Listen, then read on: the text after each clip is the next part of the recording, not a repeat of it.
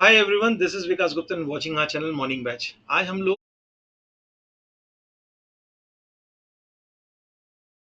देखिए बहुत ही important topic है ये थ्री स्कीमा आर्किटेक्चर। ठीक है, थ्री स्कीमा आर्किटेक्चर को पढ़ेंगे और डेटा इंडिपेंडेंस को सेकंड पार्ट में पढ़ेंगे। इसी वीडियो में सेकंड पार्ट को पहले हम लोग समझते हैं थ्री स्कीमा आर्किटेक्चर। ये थ्री स्कीमा आर्किटेक्चर होता क्या है, इसकी नीड क्या है और ये इसको क्यों थ्री स्कीमा बोलते हैं। तो देखिए नीड की बात करें, नीड इसीलिए है कि हम हमको ये जो आपका फिजिकल डेटाबेस है, जो एक्चुअली जहाँ डेटा स्टोर होता है, उसको यूजर एप्लीकेशन से सेपरेट करना। ये तो हो गई नीड। अब थ्री स्कीमा क्या है और ये मैपिंग क्या होता है और ये कैसे क्या क्या डिफरेंस है, ये हम लोग समझते हैं। ध्यान से समझिएगा। देखिए ये आपका जो सबसे ऊपर वाला है वो व्यू लेवल है। व्यू लेवल में आपका व्यू स्कीमा रहता है, इसमें कई तरह के यूजर्स होते हैं। ठीक है, ये जो पहला वाला है ये आपका व्यू लेवल है। ठीक है, फर्स्ट लेवल। सेकंड लेवल आपका होता है लॉजिकल लेवल। अभी मैं एग्जांपल से बताऊंगा, बीच में टेबल वगैरह भी करके बताऊंगा कैसे होता है। लॉजिकल लेवल या कंसेप्चुअल लेवल, ये लॉजिकल लेवल है, मतलब कि यहाँ पर सारी आपकी टेबल, रिलेशनशिप, एंटिटीज, कंस्ट्रेंट की सब कुछ डिफाइन होता है। ठीक है, इसमें आप देखिए ये सेपरेट कर दिया, ये यूजर आपका टेबल, एंटिटीज, कंस्ट्रेंट की से छिड़कानी नहीं कर सकता, ये सेपरेट कर दिया। तीसरा लेवल बच्चों जो आता है वो होता है इंटरनल स्कीमा। कई नाम है, इंटरनल स्कीमा कह लीजिए या आपका फिजिकल लेवल कह लीजिए, फिजिकल लेवल। तो यहाँ पर एक्चुअली डेटा स्टोर्ड होता है, डेटा स्टोर्ड होता है। स्टोरेज की टेक्निक मालूम होना चाहिए कि कैसे डेटा स्टोरेज होगा, जैसे कि ट्री के फॉर्म में है डेटा स्टोरेज, या हैशिंग के फॉर्म में है। बहुत सारे तरीके होते हैं, तो वो बताएगा कि यहाँ डेटा स्टोरेज किस तरीके से है। और एसएस पाथ भी आपका बताता है, एसएस पाथ। ठीक है, कैसे डेटा स्टोरेज है। तो आइए एक एक को और अच्छे समझते हैं।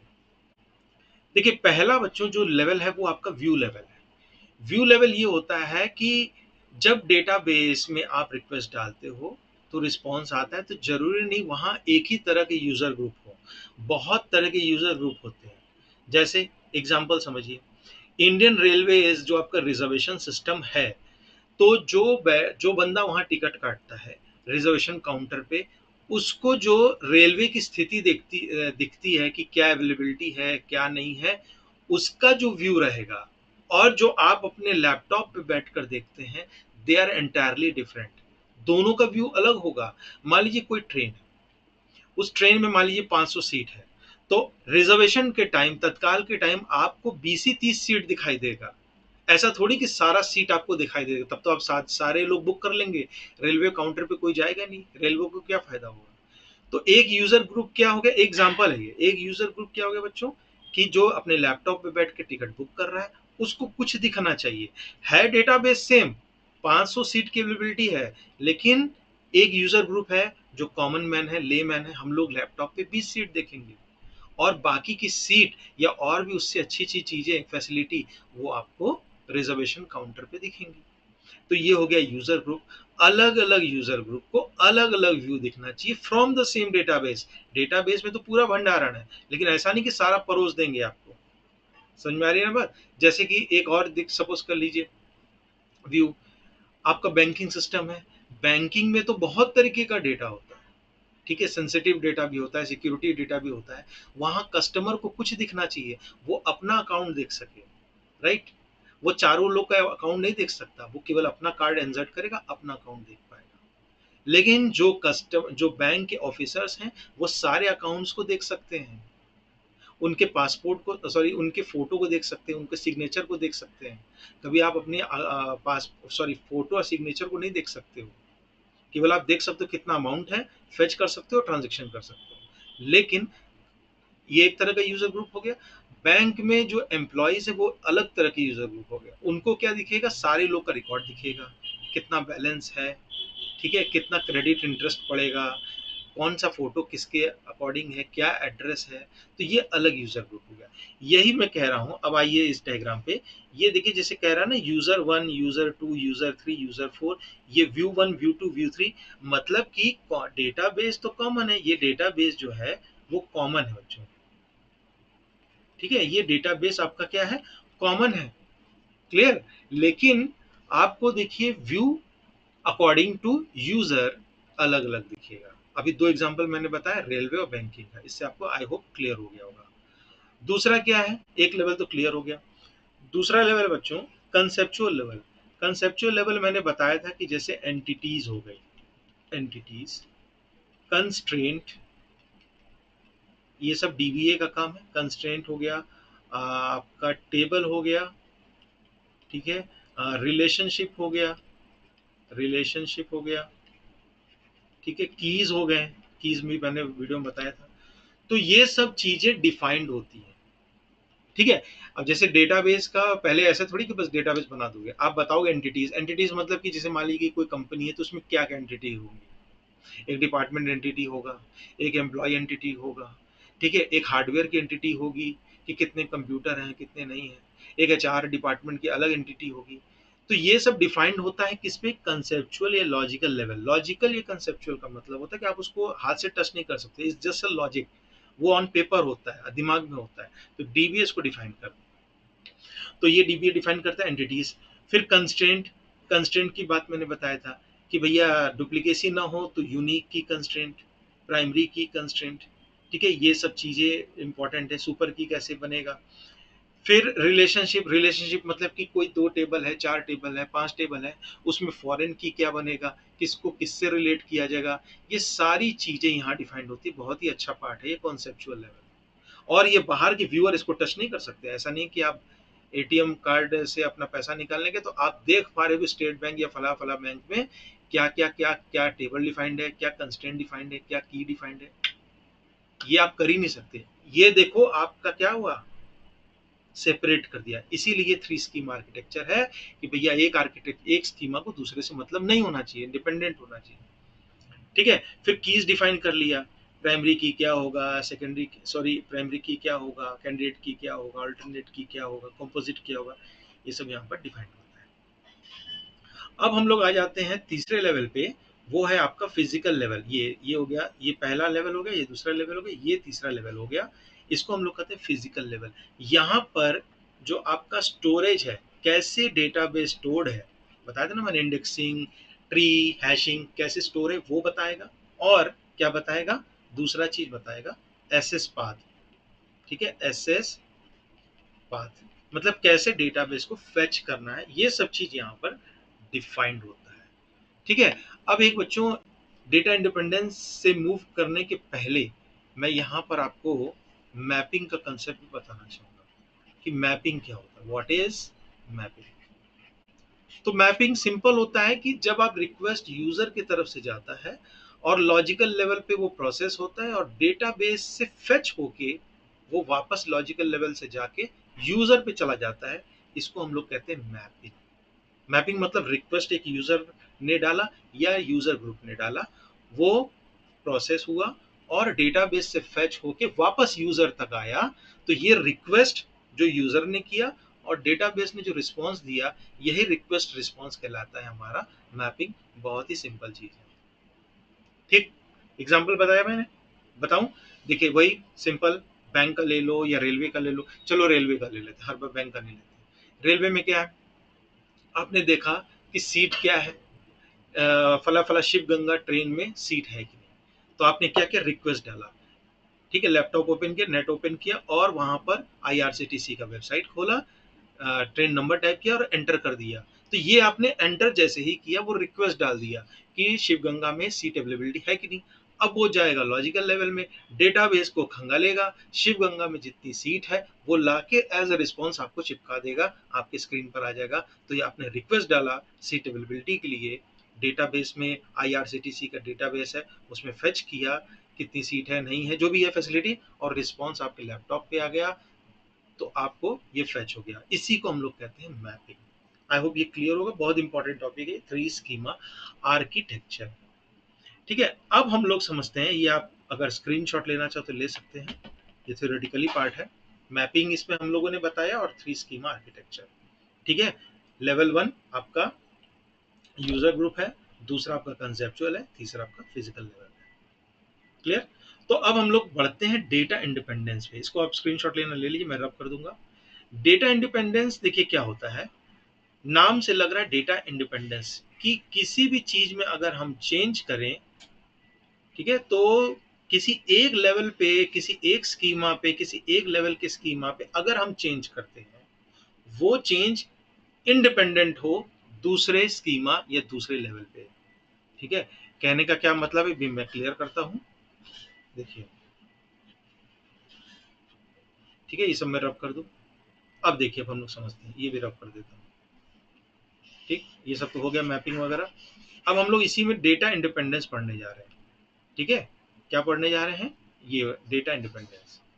तो डेटा इंडिपेंडेंस होता है बच्चों कि हम लोग किसी एक स्कीमा, कोई भी एक स्कीमा उठा लीजिए, किसी एक स्कीमा को चेंज करते हैं, वो चेंज इररिस्पेक्टिव हो, मतलब दूसरे पे वो रिफ्लेक्ट नहीं होना चाहिए। अभी मैं एग्जांपल दूंगा फिर रेलवे का, एकदम ध्यान से बने रहिएगा वीडियो पे। मतलब एक स्कीमा या एक लेवल को हम लोग कुछ चेंज किए, वो चेंज कभी भी दूसरे लेवल या दूसरे स्कीमा पे चेंज नहीं होना चाहिए। ठीक, तो इसमें दो तरह का होता है। एक तो होता है आपका logical data independence. Logical example के साथ बताऊंगा मैं। लॉजिकल डेटा इंडिपेंडेंस इसका मतलब होता है क्या, इसका मतलब होता है कि अगर हम लोग लॉजिकल लेवल पे या लॉजिकल स्कीमा पे, कंसेप्चुअल लेवल पे या कंसेप्चुअल स्कीमा पे कोई भी चेंज करते हो, वो चीज रिफ्लेक्ट नहीं होनी चाहिए, वो इंडिपेंडेंट होनी चाहिए आपका व्यू लेवल पे। समझ में आई बात? जैसे लॉजिकल लेवल पे क्या क्या डिफाइंड है, कंस्ट्रेंट था, टेबल था, की था, रिलेशनशिप था। अब कोई नया एट्रीब्यूट हम लोग जोड़ रहे हैं, कोई एट्रीब्यूट नया घटा रहे हैं, तो इससे यूजर को दिक्कत नहीं होनी चाहिए, यूजर इंडिपेंडेंट है उससे। तो ये फायदा क्या हुआ इंडिपेंडेंसी का।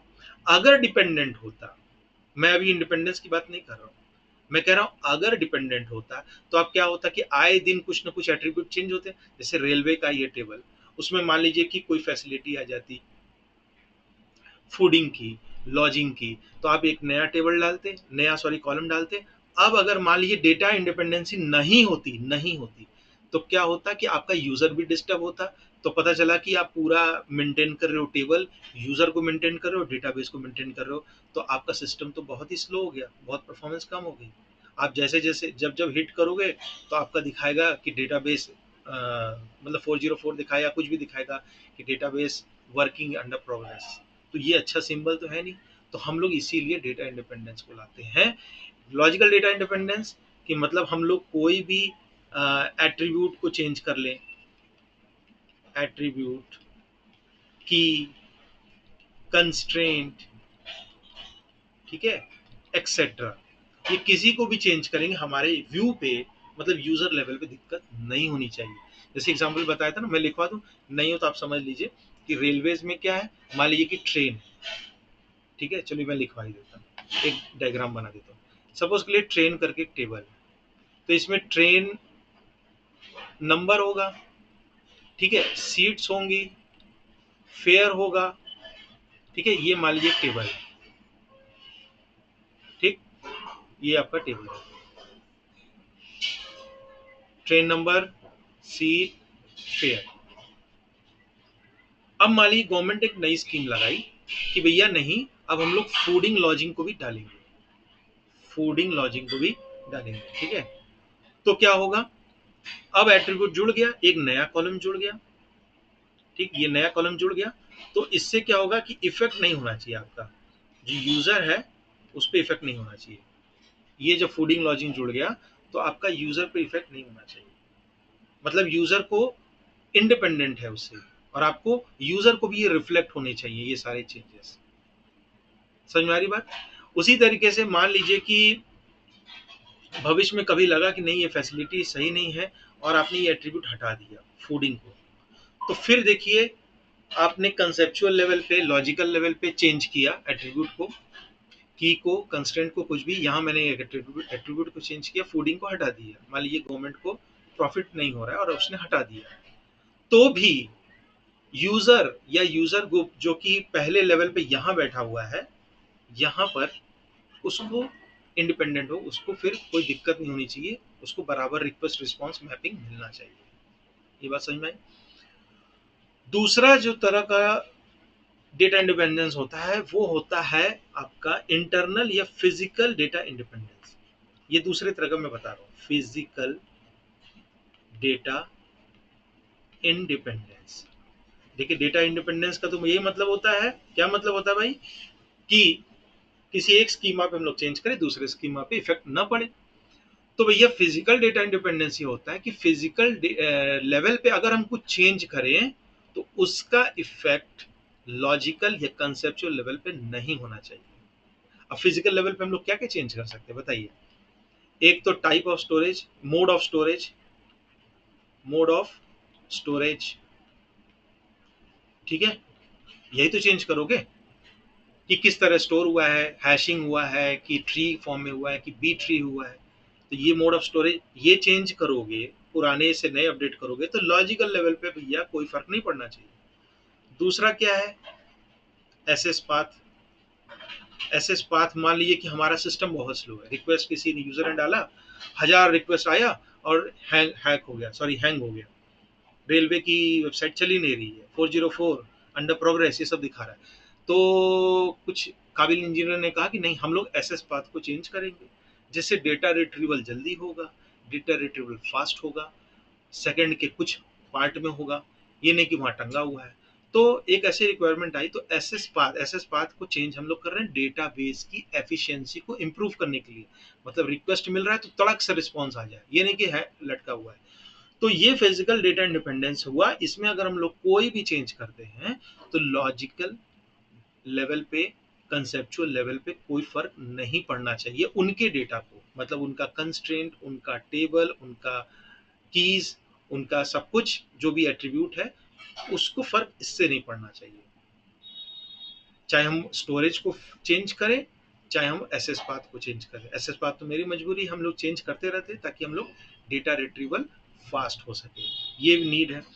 और मोड ऑफ स्टोरेज, तो ये था बच्चों हम लोगों ने समझा कि आपका थ्री स्कीम आर्किटेक्चर नीड क्या है, कि हम लोग इंडिपेंडेंट रखें, मतलब फिजिकल यूजर लेवल फिजिकल से ना इंटरेक्ट कर सके, लॉजिकल से ना इंटरेक्ट कर सके, ठीक। फिजिक यूजर पे हमने बताया अलग अलग यूजर ग्रुप होते हैं, लॉजिकल लेवल पे सारा टेबल का डेटाबेस स्कीमा होता है, ठीक है, और फिजिकल लेवल पे ये सब होता है। डेटा इंडिपेंडेंस मतलब कि किसी एक स्कीमा पे चेंज करें तो दूसरे लेवल पे ना हो दिक्कत। पहला है आपका logical level independence, data independence, ठीक है। इसका यूज भी मैंने बता दिया क्या यूज है। लॉजिकल डेटा इंडिपेंडेंस का मतलब कि लॉजिकल लेवल पे कुछ चेंज करे, टेबल के से छिड़कानी करे, एट्रीब्यूट के साथ छिड़कानी करे तो यूजर को दिक्कत नहीं होना चाहिए, वहां डेटा इंडिपेंडेंसी रहना चाहिए, मतलब कंसिस्टेंसी रहना चाहिए। तो डेटा कंसिस्टेंसी के लिए हम लोग यूज करते हैं। और लास्ट है फिजिकल डेटा इंडिपेंडेंस, इसमें हम लोग एसएस पाथ को चेंज करेंगे, मोड ऑफ स्टोरेज को चेंज करेंगे, डेटाबेस को जल्दी फैच करने के लिए, एफिशिएंसी बढ़ाने के लिए, स्टोरेज रिट्रीवल फास्ट करने के लिए। तो हम लोग को लॉजिकल लेवल पे चेंज नहीं होगा। तो I tried my level best, I hope ये आपको बच्चों समझ में आया होगा। मिलते हैं नेक्स्ट वीडियो में एक नए टॉपिक के साथ, टेक केयर, बाय।